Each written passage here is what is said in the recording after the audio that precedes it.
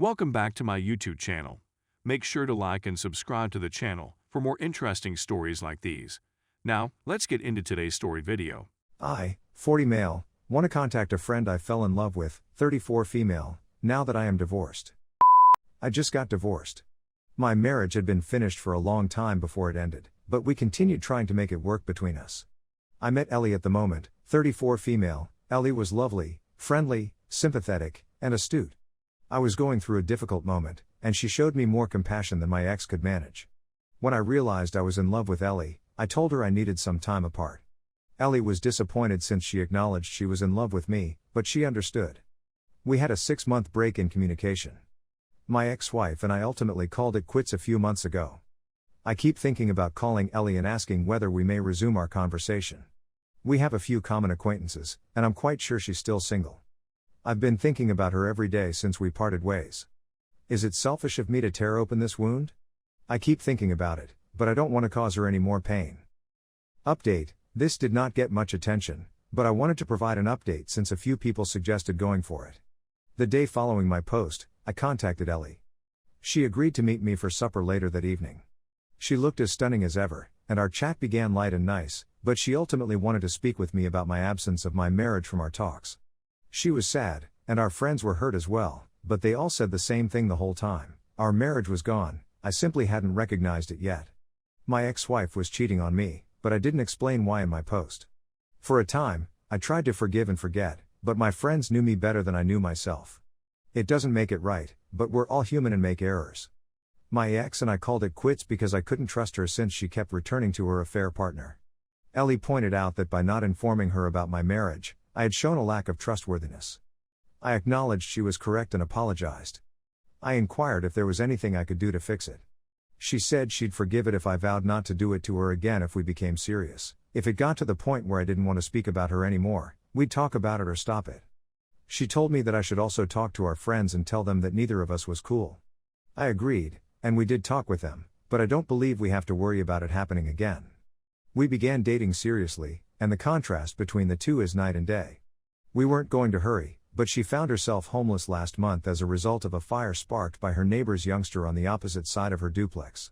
Her, the cat, and her fire safe were the only items that survived. We're using this as a trial run for living together while we wait for insurance and other stuff.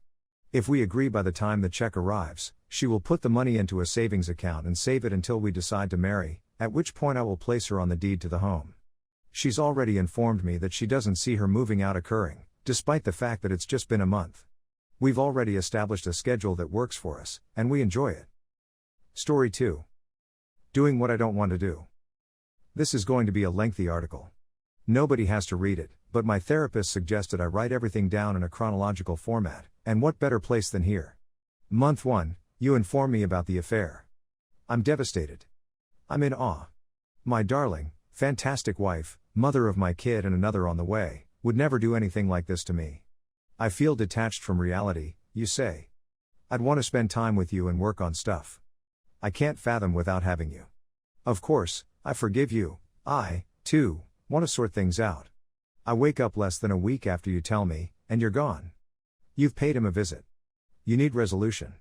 I'm at a loss, yet I'm still going to marital therapy. Month 2, to my knowledge, you've contacted him 4 times by this point. I'm not sure what you mean. You wanted to get things done. It's just too much for me to bear emotionally. I broke you, and I'm not going to be able to mend you. It's simply too much for me, you may remark. I swallow my resentment and strive to care for you. You're pregnant, we experienced a miscarriage, and my wife is in need of assistance. Every day, we spend our days together, traveling places with our kid. When I express my feelings, I'm having a terrible time today, I'm really suffering with the notion of XYZ, you push me away, run away, and I wake up with letters from you gone. Month 3, I'm still finding you chatting to him. This man who appears to be more lovable than I am. 10 years your senior, father to a half-dozen children from several women, a guy who threatened me and your children if I ever revealed his long-term partner about the affair. He seems to be difficult to let go of. I attempt to chat to you about how I'm feeling. You say if I do, you'll hurt me much more. My only regret is that I didn't get to have more with him. Our daughter has been born into this shambles. Month 4, I wake up to find you gone. I look up your location. His location of employment, inquire about it. I just needed to go for a drive. I look at your phone, I apologize for not being able to do more. I miss your sense of flavor. I request that you leave. Stay at your mother's house. You're terrified. Tell me you don't care about me. You never had feelings for me. I try to avoid you as much as possible. I'm concerned about your mental health. We're splitting up the kids. You're going to give me a chance to date you, you say. This can't be true. This can't be happening to my high school love and closest buddy. Our separation seems to be working, you appear to be missing me. You've invited me to Thanksgiving dinner. Yes, I do. You're still conversing with him. I'm begging you to stop texting him in front of me. I go no touch for the 5th month. It seems to send you into a tailspin. You want to get things done. Let's see how it goes. I haven't been thinking clearly. I agree that I'm anxious to be with the lady I love and that none of this is true. You return to your hometown 2 weeks before Christmas. We're having a fantastic couple of weeks. You don't want to attend to marital therapy anymore, but everything seems to be well. I notice you've loaded the Xbox Live app on your phone the day after Christmas. You've been texting him on there since we changed your phone number. While you're in the shower, I question you about it. You've lost it again. I'm going upstairs to weep where you can't hear me. When I decide to take a shower, I hear my girls laughing uncontrollably. When I go downstairs, you're gone. I finally got a hold of you after 8 hours away, you're not coming home for a long. You're going to stop taking your antidepressants cold turkey. You no longer wish to live. I called the cops. You wind up on the list of those who have gone missing. I spent 2 days seeking for you, from daylight to night. You surrendered to the hospital. 6th month, you spent 10 days in a mental health center. I've been on the phone with you for 10 days. We're looking after our girls. Bringing our daughters to sit in the parking lot outside the facility so that we may talk on the phone while you can view them from a distance. Hopefully, my wife will receive the assistance she needs in there. Everything will be okay. You leave the institution and return home.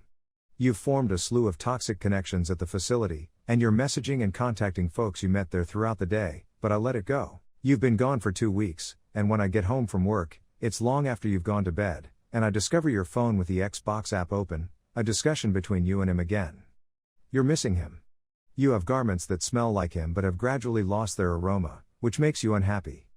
I'm completely numb. I request that you depart once again. Month 7, the second separation. I'd want to work on it, but if you ever speak to him again, this is done, I say. Allow the separation to begin. You're at his job less than a week into your separation. It's the library. You're in the library with your new mental health facility buddy T. I called to inquire about the situation. You're freaked out by me, I'm not talking to him. How could you have made such a huge deal out of this? I just let it be. Because I called you crying, you came over on your birthday. I stated it was difficult and I didn't know if I could handle it any longer, I needed it to stop. You show up with divorce papers, informing me that you usually hurry things, attempting to get me to make a choice right immediately. I sob uncontrollably and ask, why are you doing this? I still don't think any of this is taking place. You make fun of me and threaten me, saying, if you don't stop weeping, I'm going to punch you in the face. I can't imagine what people would do to me if I said anything like that to you. But, as you put it, you're simply going through a hard patch. Month 8, to the best of my abilities, I've been taking care of myself. We're splitting apart the females. You receive half a week more than I do. It's difficult. I adore my girls and hate being away from them. We've been away for a month, almost 2 by the end of March, and you've not been talking to him because you want to focus on our marriage. I propose that we relocate to a new city on the other side of the metro area to get away from all the unpleasant memories and start again. You agree, so we look for a lovely small property to rent jointly. There's no way it's not yours, why would you even suspect that? Month 9, the big day has arrived. As we're driving, your brother casually says to me, she didn't stop talking to him. On her Xbox Live, I blocked him. He repeatedly asks her to leave him alone, but she continues to send him messages. I'm not feeling anything. Is he telling the truth? We've only been in our new start home for a week. Our daughter is ill, and we are up all night caring for her. I inquire as to the time. Please show me your phone. At 3 a.m., I received an Xbox Live notice. I don't care since this isn't real. I set my alarm for the morning, you notice me on my phone, and you grab it from me. I don't like you talking to people every time I make a mistake. I was just about to set an alarm. 2 more weeks have passed. I'm simply trying to stay away from you. You have days off. I work at night. This isn't the actual world.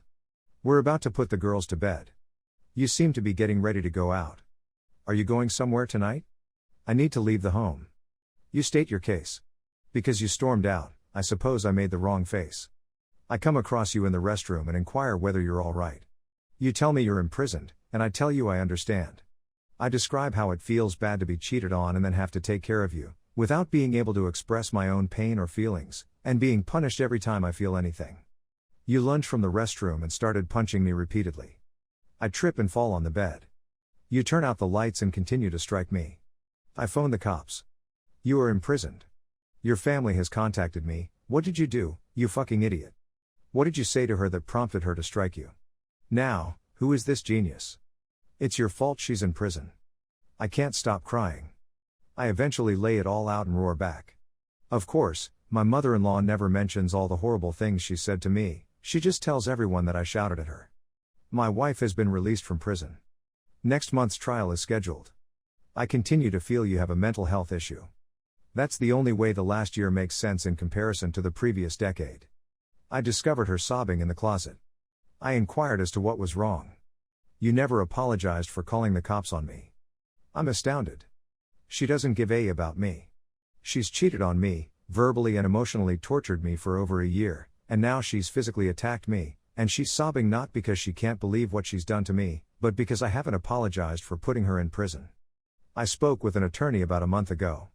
They want me to seize all you own and force you to pay me alimony and child support.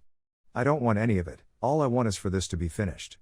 I adore my wife, or at least who I believed she was. I want to do all I can to provide for my 2 little daughters. But I can't keep putting up with this. She doesn't give a damn about me. She's told me 1,000 times that she doesn't love me.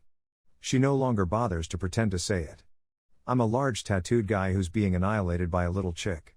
My wife, my family, you know that's everything I've ever wanted in life, yet you hold it hostage over me. I don't want a divorce, but you've never apologized, never stopped cheating, gaslighted, blame shifted, and never once shown genuine concern. Please help me. I'm stuck in hell. Edit, I've just had the post up for 5 minutes and I'm already being downvoted to hell. I'm sure you all think I'm a coward. You're probably correct. It's difficult to believe that the lady you've been in love with for a decade is a monster. Please be patient with me. I didn't expect to receive trash on a support group forum for being candid about being ripped apart by someone you want to trust. Edit 2, I've read as many of the responses as I can. I'll attempt to respond to as many of you as possible, and I appreciate the private messages of encouragement as well. I got down with her last night and looked through the divorce paperwork and began filling them out. I'm sticking to it, and if she won't do it peacefully, which I'm sure she won't, I'll continue work on the lawyer. Many people will tell you to simply go to the lawyer right now. But, to be honest, I'm penniless, and the $3,500 retainer fee alone is a little out of my price range. My wife is a shopaholic, and we spent $10,000 on marriage counseling during COVID. Not to add that COVID has had a significant influence on my work.